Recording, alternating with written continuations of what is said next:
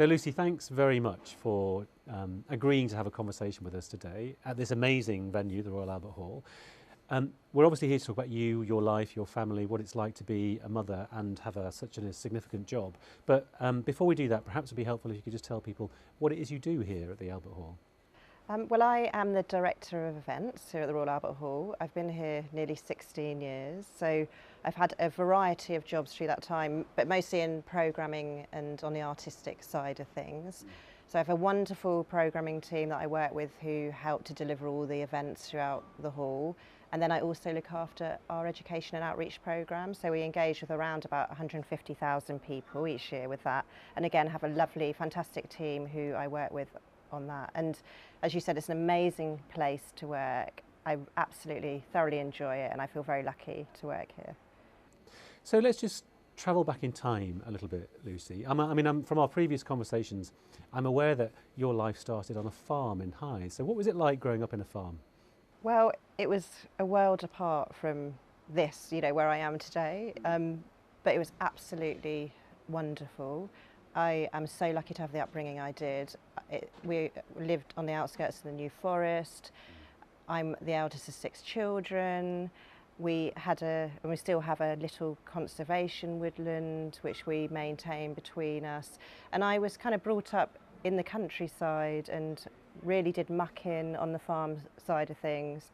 And I worked at the weekends on the farm. But alongside that, I was always doing my music and I started playing the flute at quite a young age. So all of that was going on as well as working and living on the farm. You came to London, you studied at the Royal College of Music, and then you embarked on a professional career as a musician.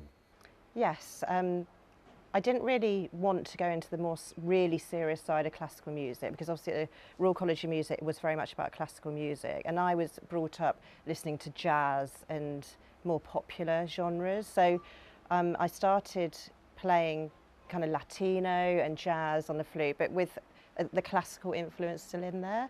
And so I formed a band and we went out and did lots of gigs, and at one point I supported Heather Small on tour and we did a nationwide tour and playing to audiences of 3,000 people or more each night, and that was an amazing experience. I will never forget it, and I was really glad that I was able to do that and given the opportunity to do that. And so you went from doing these nationwide tours, supporting musicians, to becoming more full-time at the Albert Hall. How did that happen? Well, I'd always been full-time at the Royal Albert Hall and I'd always done the music alongside that, and luckily a lot of the music was in the evenings or the weekends, and I just put every spare minute into the music, so I didn't have so much time for myself or leisure time. It just was work and the flute. And so I'd always been running and working the two alongside each other. So a very busy life. Yeah, it was very busy, very busy. And was that good preparation then for becoming a working mum, being so busy? I think so, but I don't think anything can prepare you for being a mum. It's another completely different world, isn't it? But and I left it reasonably late to have children, so I was nearly 36 when I had my first daughter. So I went off on maternity leave, and I remember in the first few weeks sitting there at 2 o'clock in the morning with a crying baby thinking, oh my goodness, everyone said this would be quite hard work, but actually this is really quite hard work in a wonderful way, completely different to anything else that I'd ever done, but obviously the most rewarding thing that I'd ever done as well. At what point did you decide to come back to work, and how was that, with the kind of work that you do? I always knew that I would come back to work because I always have loved working at the Royal Albert Hall, but it's not to say that it wasn't heart-wrenching to come back, especially with the first one. And I remember the night before crying, saying, I don't want to go back. But actually you get back and before you know it, you're in the swing of the things and you realise actually they are so different that it's great to have the two because they complement each other so well and you're using your brain in two completely different ways. I came back to begin with part-time, 4 days a week, but every other week I did 1 day from home. So I did manage to have quite a lot of time with the first one, so that was quite good. And then at what point did you get offered the Director of Events role? Was that? Well, I went off and had number 2, Ada, and then I came back, and shortly afterwards my boss at the time resigned. So I knew that there might be something for me up for grabs. So I didn't find out until a few months later, and then they offered me the role of Director of Events, which is the role I had been waiting for really to do for many years, because it meant that I would be completely in charge of the artistic side. I could really move things forward in the way that I wanted to and start create our own events. So it was very exciting. But what went with that was the fact that I had to go back to being full-time, and I knew that there would be a lot of hours. You know, being a director in one of the world's best venues is a lot of work, and you know it's going to take up a lot of time. So it was one of the hardest decisions I've ever made to accept the job.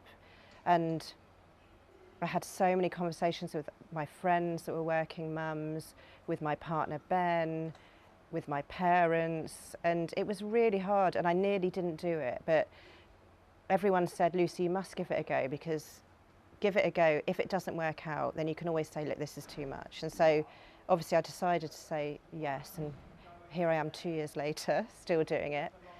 But in order for me to do this job, my partner Ben actually cut down his hours so that he could be there for the children, so that one of us would be there a bit more. And so it sounds like you've got a very supportive family, a great network around you. I mean, the fact that people are encouraging you to make that choice sounds fantastic. And so 2 years on, has it been a good decision? Most definitely. I think, do I see May and Ada as much as I should do? Probably not.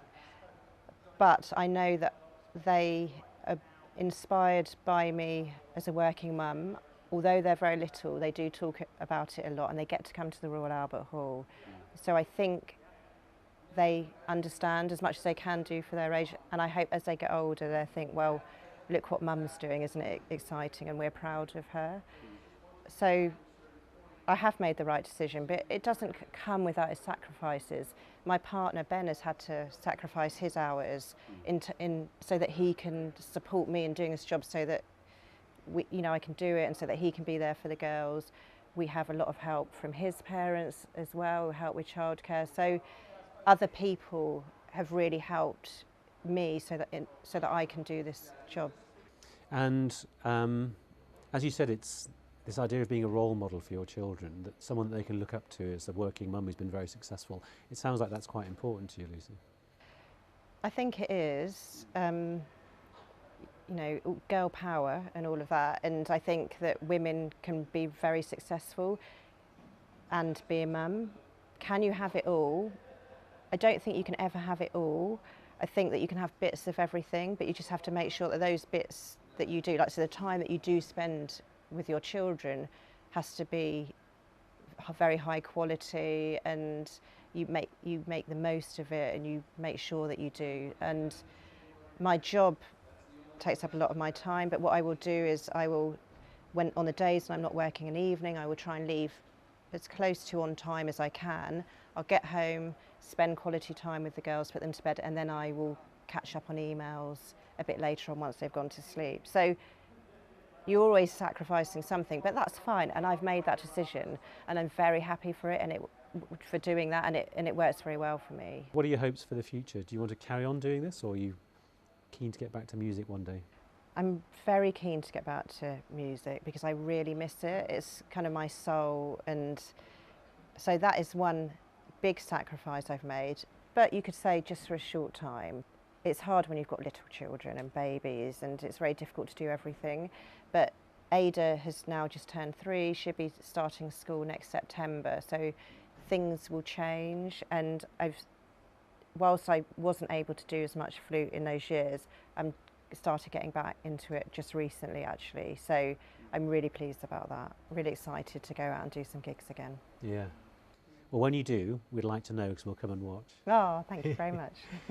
Lucy, it's been lovely talking to you.